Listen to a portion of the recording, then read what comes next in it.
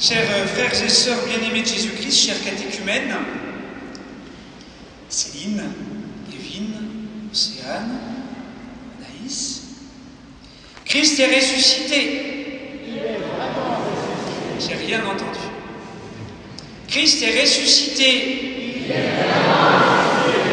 Alléluia. Amen. J'ai envie de danser, je ne vais pas le faire, mais j'ai envie de danser. Nous voici donc entrés dans cette grande et belle nuit où nous faisons mémoire, nous commémorons, nous célébrons la résurrection de notre Seigneur Jésus-Christ. C'est là, en cette nuit, chers amis, la source la plus profonde de notre joie et la suppression de toutes nos peurs.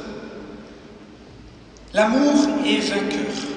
Rien ne peut plus nous arriver, car Jésus a vaincu la mort, les enfers, le mal, le péché. Oui, l'amour est vainqueur. C'est notre assurance tout risque dont le prix a été payé par le sang versé de Jésus sur la croix, par amour pour chacun de nous personnellement. Personnellement. Oui, la joie, chers amis, la joie d'être sauvé. Pas facile de le vivre vraiment, de le dire, de le communiquer. Surtout qu'il n'y a pas d'émoji spécial, c'est ça qu'on dit, d'émoji joie de la résurrection. Ça n'existe pas. Vous savez, les petits les emojis qu'on met dans nos messages pour dire qu'on est triste, qu'on rigole, qu'on prie, qu'on fait une blague, etc. Pour que notre message soit bien compris et bien interprété. C'est important parce que parfois... Mais là, pour Pâques, rien n'arrive à correspondre à l'expression de notre joie immense, intense, profonde. Quand vous mettez Pâques, il propose une tête de lapin. C'est un peu décevant pour l'emoji de la joie de la résurrection. Vous voyez? Et donc, voilà, je veux dire, le niveau, c'est ça, c'est dommage. Mais à nous, du coup, chers amis, de trouver comment incarner et transmettre notre joie de la résurrection, notre joie de Pâques, notre joie chrétienne à ceux qui nous entourent, à ceux que nous rencontrons. Comment partager cette joie immense d'être sauvés? Alors déjà, en commençant, en arrêtant de tirer la tronche pour commencer. Bon départ, bonne base.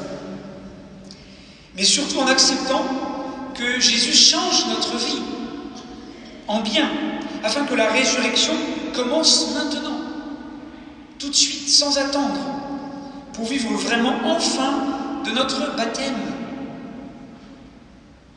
Le baptême, la confirmation, la messe, les sacrements ne sont pas magiques. Ça change tout et ça ne peut rien changer aussi. Ça dépend aussi de nous. Lui, Dieu, il donne tout. Mais à nous ensuite d'accueillir et de déployer dans nos vies, dans notre vie, tout ce que Dieu nous donne. Et ça ne se fera pas tout seul. Il faut s'y impliquer toute notre vie afin que le Seigneur, en nous, puisse porter du fruit. C'est l'enjeu de notre liberté et de notre choix de choisir ou non le Christ. Mais vraiment. Alors vivons un temps vraiment pascal qui commence maintenant, dans la dynamique de la résurrection.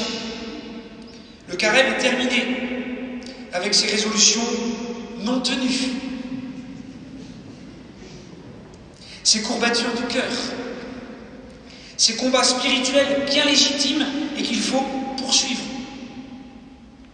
Mais le temps pascal, qu'en faisons-nous, chers amis? Souvent ça passe sous le tapis. Faisons-nous des choses spéciales pour davantage vivre de la joie de la résurrection et ouvrir nos cœurs au don de l'Esprit Saint. Nous avons 50 jours pour cela et grandir dans la joie, top chrono. Ça commence maintenant. Alors je vous donne un petit conseil. Les chrétiens on le fait, mais nos frères juifs, vous savez, bénissent tout le temps le Seigneur. Par exemple, avant chaque repas, ils bénissent Dieu pour manger ce que Dieu donne. Sinon, ce serait considéré comme du vol. On volerait ce qui appartient à Dieu et on l'accaparerait pour notre besoin et notre plaisir individuel.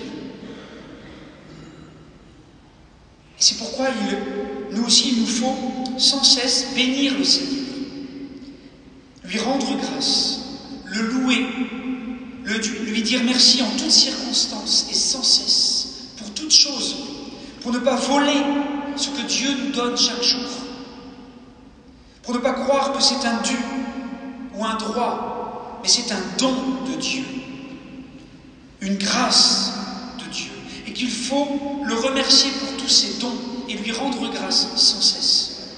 Une bonne petite résolution de carême, de temps pascal.